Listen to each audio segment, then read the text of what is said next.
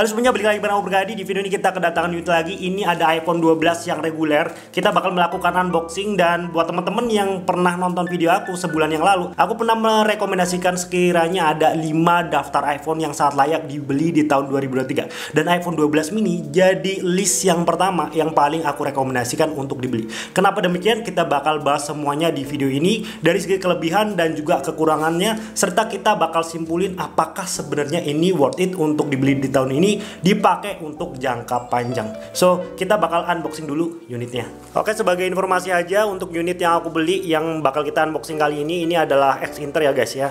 Jadi buat teman-teman yang mungkin nyariin linknya, udah aku taruh semuanya di kolom deskripsi. Aku taruh link pembeliannya, dan aku taruh juga untuk yang X review in case teman-teman pengen beli yang bekas reviewnya yang ada di video ini. Oke guys, ini dia dari segi boxnya. Untuk boxnya sendiri ini masih gepeng kayak iPhone 12 mini. Bedanya untuk iPhone 12 ini lebih gede tentunya, karena dari segi layarnya juga lebih gede. Kita bakal unboxing dulu ya.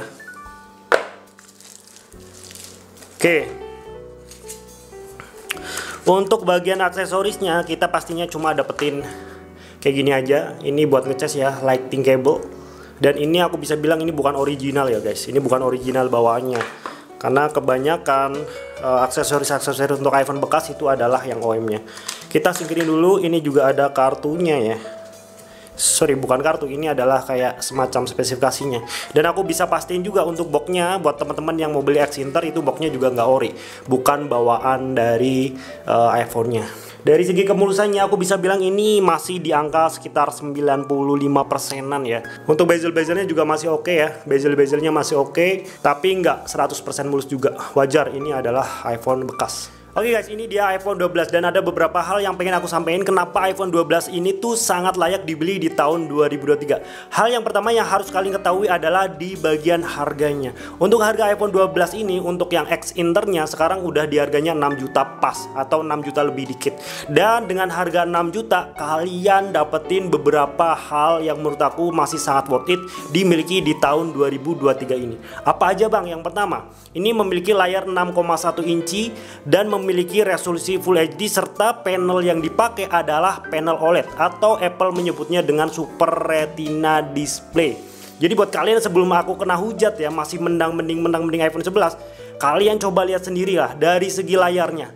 Dari segi layarnya kalau dilihat secara langsung, iPhone 12 ini jauh lebih tajam, karena dari segi resolusinya pun udah bagus, Full HD Plus. Kalau yang iPhone 11 ini masih HD. Jadi dilihat di mata pun ini kerasa banget perbedaannya. Kemudian dari segi teknologinya juga ini berbeda ya. Ini adalah menggunakan layar OLED. Nah, kemudian di bagian layarnya juga ini dari segi proteksinya lebih bagus.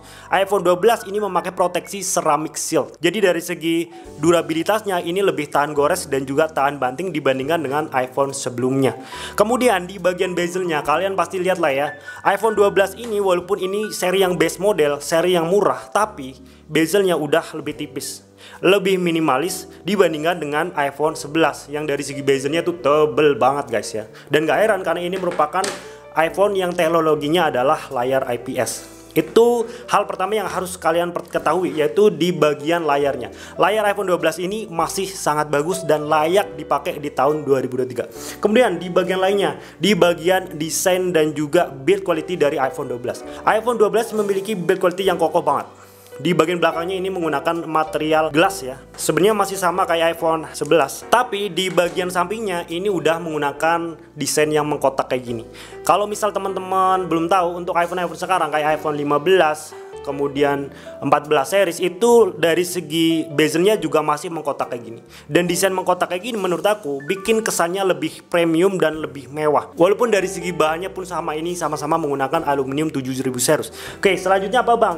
iPhone ini memiliki prosesor yang lebih baru dibandingkan dengan pendahulunya, Apple A14 Bionic, dan sekarang masih enak banget dipakai guys. Masih super smooth ya, masih super nyaman, masih super smooth. Walaupun kalau misal kita pakai secara langsung, ini sih hampir nggak ada bedanya ya, hampir sama aja kencengnya, tapi paling tidak secara teknologi ini memiliki teknologi yang lebih bagus ya, karena dari segi nanometernya lebih kecil. Tapi dari segi RAM-nya ini masih sama aja ya guys. Ini memiliki RAM 4 GB, masih sama persis kayak iPhone 11. Dan ketika aku pakai kayak gini ya, ini pemakaian beberapa menit, yang aku rasain masih sama aja.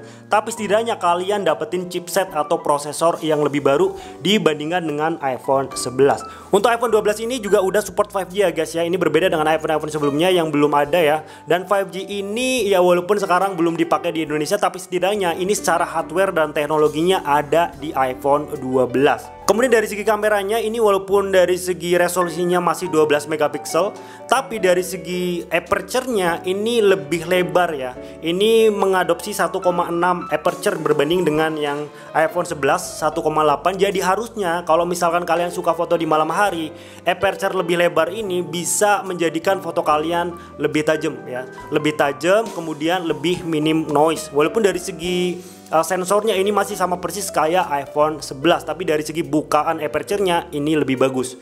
Lalu bagaimana dengan ultrawide-nya? Untuk ultrawide-nya juga ini menurut aku ada improvement ya. iPhone bilang tuh ada improvement di bagian sensornya, walaupun kita nggak tahu seberapa besar. Tapi yang pasti kalau kita lihat dari iPhone 12 mini kemarin, dari segi low light-nya iPhone 12 mini kemarin lebih bagus dibandingkan dengan iPhone 11. Dan sebagai informasi aja, untuk iPhone 12 mini itu dari segi spesifikasi kameranya ini sama persis dengan iPhone 12 ini. Dan aku bisa bilang ini ada sedikit improvement di bagian low light-nya. Untuk videonya dan juga hasil-hasilnya nanti akan aku review di review selanjutnya ya, di video selanjutnya tentang penggunaan dari iPhone 12 ini. Dan buat kalian yang suka dengan teknologi, yang melek teknologi, untuk iPhone 12 ini juga udah support MagSafe ya. Kalau iPhone 11 itu belum. Jadi ini ada teknologi baru yang bikin kita nyaman. Ini juga bisa dijadikan sebagai future proof kalau misalkan suatu hari itu yang wireless teknologi itu lebih terkenal, lebih banyak digunakan. Setidaknya iPhone 12 ini cocok untuk kalian beli kalau misalkan dipakai di jangka panjang. Dan untuk kamera depannya ini juga masih sama sebenarnya ya, 12 megapiksel. Tapi yang membedakan dari iPhone 12 ini dibandingkan dengan seri sebelumnya adalah ini ada fitur night mode-nya ya guys ya. iPhone 12 untuk kamera depannya ini ada fitur night mode-nya dan bisa kalian aktifin. Nggak cuma ada fitur night mode-nya, untuk kamera depannya juga ini ada yang namanya Deep Fusion. Sebuah fitur yang bisa bikin gambar kita lebih tajam dan juga lebih minim noise. Ya, ini ada di iPhone 12 ini untuk kamera depannya. Memang dari segi hardware iPhone 12 ini masih kurang lebih mirip dengan iPhone 11, tapi dari segi fitur, dari segi engine-nya, dari segi prosesornya ini sebenarnya mempunyai banyak perbedaan. Lebih bagus di iPhone 12 ini tentunya ya. Lalu bagaimana dengan baterainya Bang? Untuk iPhone 12 ini kan kecil ya. Dan ini juga bisa dibilang menjadi salah satu kekurangan dari iPhone 12 ini. Ya, baterainya lebih kecil, ini hanya 2815 mAh. Sementara yang iPhone 11 kan ini lebih gede ya, 3100-an. Tapi ini ada tapinya guys. Kalian harus ingat, teknologi prosesor yang ada di HP iPhone 12 ini dia memiliki teknologi yang lebih baru ya. Nanometernya lebih kecil, yang pastinya untuk penggunaan dayanya itu lebih efisien. Walaupun untuk pemakaian harian aku belum bisa ngomong ya, karena belum aku pakai harian ya. Tapi buat teman-teman yang udah pada review di luaran sana pada bilang bahwa iPhone 11 dan 12 walaupun ini dari segi kapasitas baterainya berbeda, tapi kurang lebih sama dari segi performa baterai untuk harian. Lalu buat kalian yang suka renang, yang suka main air ya, untuk iPhone 12 ini juga lebih tahan air ya. Ini bisa mencapai hingga 6 meter, sementara untuk iPhone 11 ini hanya 2 meter di dalam air. Dan ini bisa bertahan sekitar 30 menit. Tapi ingat, kalau misalkan iPhone 12 kalian pernah dibongkar, itu pasti bakal bisa mati kemasukan air, karena ini adalah untuk khusus iPhone yang belum pernah dibongkar ya, adanya water resistant. Jadi kesimpulannya iPhone 12 ini menurutku masih sangat layak dibeli di tahun 2023. Dengan harga cuma 6 juta rupiah kalian dapetin prosesor yang lebih baru ya. Kemudian dari segi teknologi kamera yang lebih baru, teknologi layar yang lebih baru, bezel yang lebih tipis, model yang lebih kekinian. Dan kalau misalkan kalian lihat di marketplace, untuk harga iPhone 11 itu kisarannya di angka 4,9 juta hingga 5 juta untuk yang X internya. Jadi selisih 1 juta rupiah tapi kalian dapetin banyak banget.